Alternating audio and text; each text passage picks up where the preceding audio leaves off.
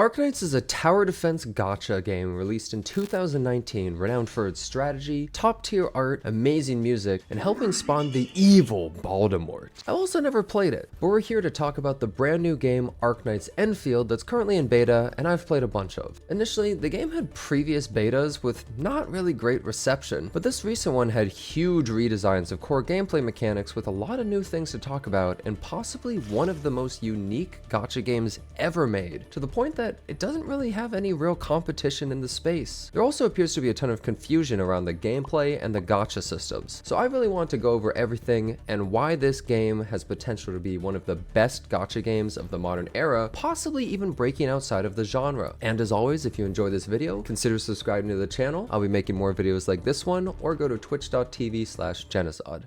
Many will look at Arknights Enfield and either think of Genshin Impact or Satisfactory, but in reality, while having many elements of the two, it feels much closer to an older style JRPG like a Tales game or Xenoblade. Also, this game is way less forgiving than most in combat, and building doesn't hold your hand all the time, which is a welcome change among all these gachas that treat you like you're on life support. It feels as though it's a game first and a gacha second, so let's talk about multiple aspects of the game and what it does right and wrong. Also, I can't really rate the story all that well, other than the start was very good until you meet this guy named Albert or Andre or something who turned the pace into mud and caused me to skip everything past that because I just wanted to play the game. Let's start with the visuals. These completely blow every other gacha game away. I'm not really sure what else to say. I never played base Arknights before, but even with its incredible art and music, its in-game models always kind of rub me the wrong way. Personally, visuals are not everything in a game, but these elevate the game far above the casual gacha slop to look like a real AAA game. Look at your favorite gacha, now look at me. The background visuals, characters, and UI are all insanely good looking and polished. The world is crazy to look at, and we barely had any options to even customize during the beta. The characters look amazing, and you can even see the detail on all of their clothing and more. Also, Gilberta is one of the most adorable characters I've ever seen, and if you don't agree with me now, you will. Every character has a lot of movement and personality, and even in the menu, the characters have tons of motion. Apparently, we're the only human and everyone else is part animal, making me feel like I'm at a furry convention or something, but their designs are actually really good. However, some of the visual effects also go a bit crazy and cover too much of the screen sometimes during combat, becoming hard to see even if they are great, and the bass boost on explosions sends my headphones into orbit. Next, let's talk about the combat. I'm gonna be honest, if you came here looking for Devil May Cry combat or something, you're gonna be disappointed. The game's combat feels like it's from the early 2000s, way before anyone watching this was born, but in a good way. The game uses an action combat system with all four of your characters fighting together, so you don't feel lonely playing a gacha in your dark, cold room. You can freely swap between characters at any time, and everyone shares skill points to use abilities. When you attack, you feel slow and stuck in place, and also aren't able to change your attack direction, which I feel they could probably smoothen out. However, on the flip side, enemies also aren't fast and have very telegraphed attacks. This causes you to have to make choices of when to attack and position right, and your dodge also can save you, but it's one of the most unforgiving dodges I've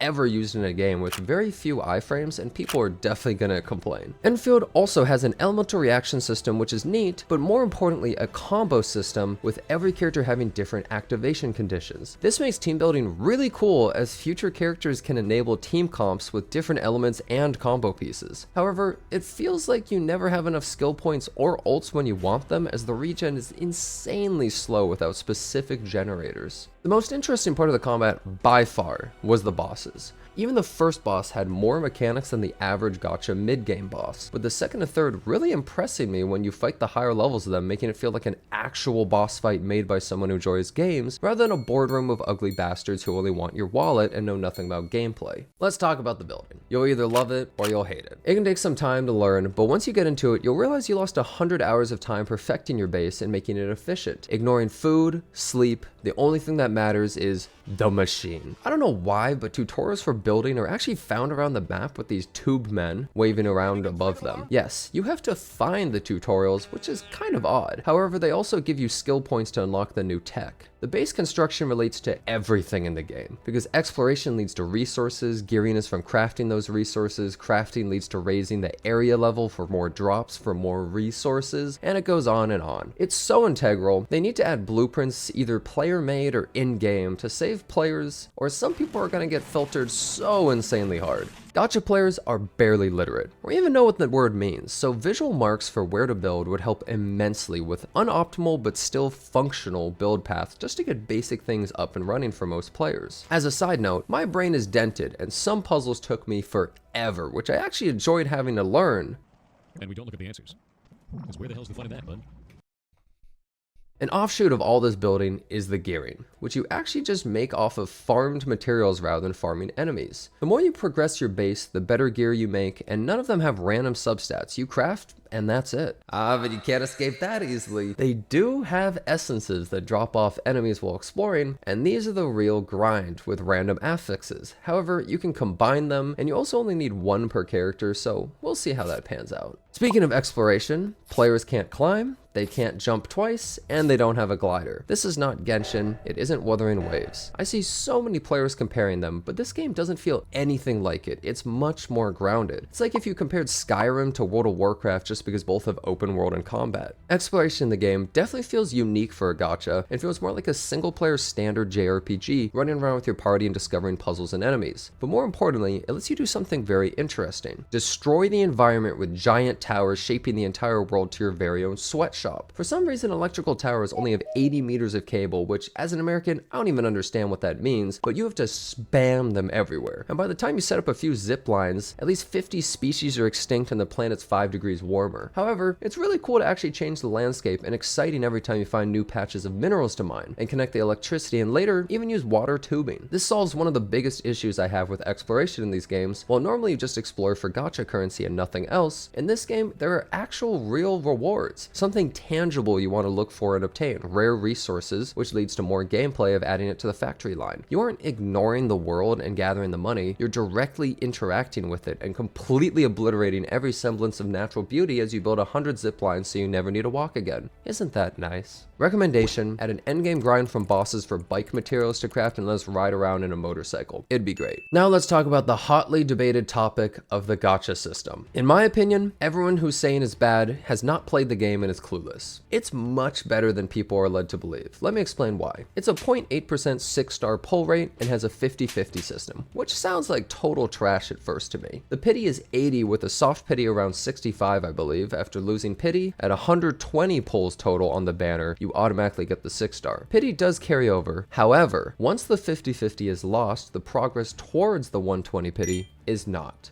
This caused a ton of controversy, but I'll be honest, don't pull when you aren't ready to go all in. That's the point of the pity. Everyone's become pretty Genshin pilled and pulls non-stop on every banner, but most gachas don't have the pity carryover, and while it sucks, people need to have some self-control in this game. People need to use the pity to their advantage, and while you may disagree, the pull income seems really good to offset this. Every month from only the daily and weeklies, gained currency you get is about 40 pulls, which is huge. No stories, side quests, or events included. Also, did I mention the banner characters so far go to the standard banner after their run ends? Yeah, any of this could change on release, but as it is, seems pretty good. Now as for the weapon banner, it's crazy. Different currency than character pulls, 40 pulls per 6-star, but it's a 25.75 of the one you want. You get currency from pulling the character banner, but also from the weekly endgame, giving you about 20 pulls a week automatically, which sounds like a lot. 2 6-star weapons a month for free, and also having a 4% pull rate for a 6-star. Honestly, players are going to be flooded with weapons. Moving past the gacha, let's talk about the endgame. Something gachas don't like to have. After all the building of characters, the building of weapons, the building of buildings, you finally have a strong setup and roster.